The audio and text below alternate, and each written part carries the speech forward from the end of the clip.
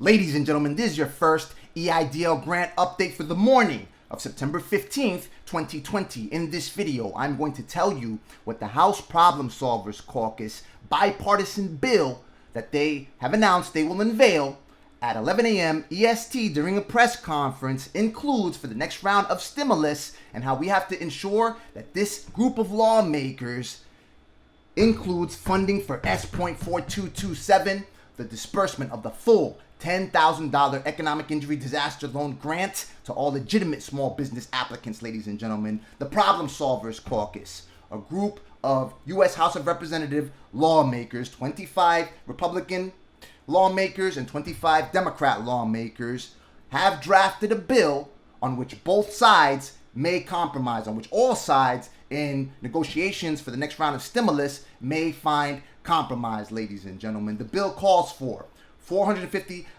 a week enhanced unemployment insurance benefits funded by the federal government for 8 weeks. Then that number goes up to $600 a week for an additional 5 weeks. And this number cannot be more than 100% of wage replacement. Therefore, the amount of enhanced unemployment insurance payments for which you qualify will not exceed whatever you earned while you were working at your job.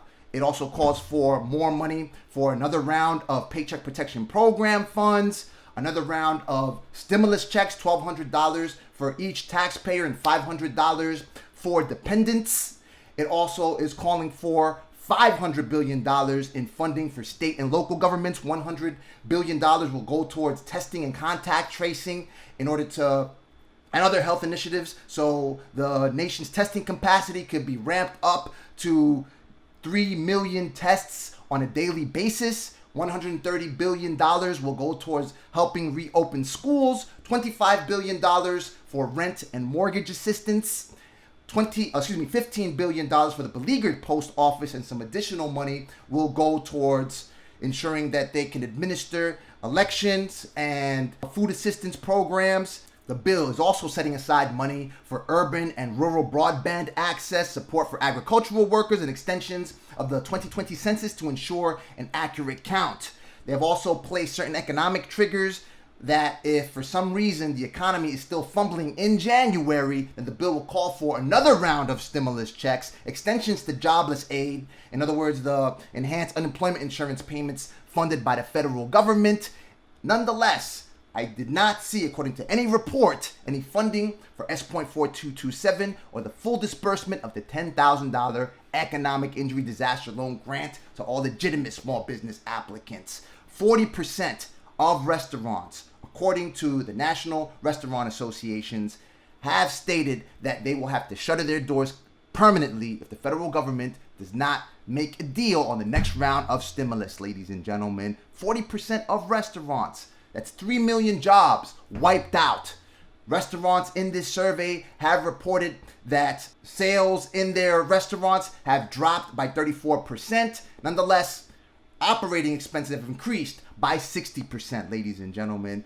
So just restaurants themselves, you see how bad they've had it. They have it. You know how bad you have it. I read your anecdotal stories, everything that you write about in your comments section, ladies and gentlemen. So that's the information that we have to go out and relay to the chairs of this Problem Solvers Caucus, ladies and gentlemen. It is co-chaired by, again, Congressman Josh Gottheimer, Democrat Congressman Josh Gottheimer, representing the 5th District of New Jersey, and Republican Congressman Tom Reed, representing the 23rd District of New York. You can reach Congressman Josh Gottheimer at Gottheimer, GOTTHEIMER.house.gov. You can scroll down, you can call their Washington office or any of the other offices that they have listed in the footer of their website, or feel free to email them. They also have a contact form through which you can email them, and you can reach Congressman Tom Reed at reed.house.gov.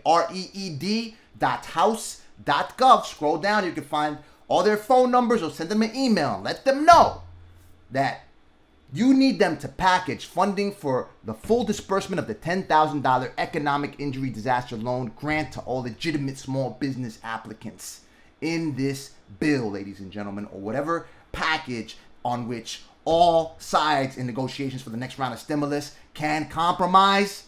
to ensure that you have the monetary ammunition to not only save and feed your families and save your businesses, keep your employees on payroll, but ultimately save this country. Because without any of these elements, without you having the ability to keep your family safe and healthy, without you having the ability to save your business and keep your employees on payroll so those employees keep their families safe and healthy, and there is no economy. It is dead, ladies and gentlemen. Remember, as small business owners, you constitute 99.9% of all businesses in this country. 31.7 million small businesses to be exact, employing half of the U.S. workforce, ladies and gentlemen. 60.6 million U.S. workers. So they have to do everything in their power to ensure that they help you secure your unalienable rights of life, liberty, and the pursuit of happiness. And if they don't do that, we shall alter and abolish this government, ladies and gentlemen. Let me know what you think. Drop your comments in the comment section below. Watch this video right here for additional economic injury disaster loan grant and stimulus coverage. Click the like button if you like the video. Click the subscribe button to stay on top of my findings. We mobilize like no one else will and stop at nothing until each and every one of you gets what you need to save this country. May God bless you. May God bless the United States of America and everybody else on this planet. Talk soon, and subscribe if you haven't done so as yet, because I'm going to report on exactly what this package includes once these lawmakers drop it at 11 a.m. EST, ladies and gentlemen.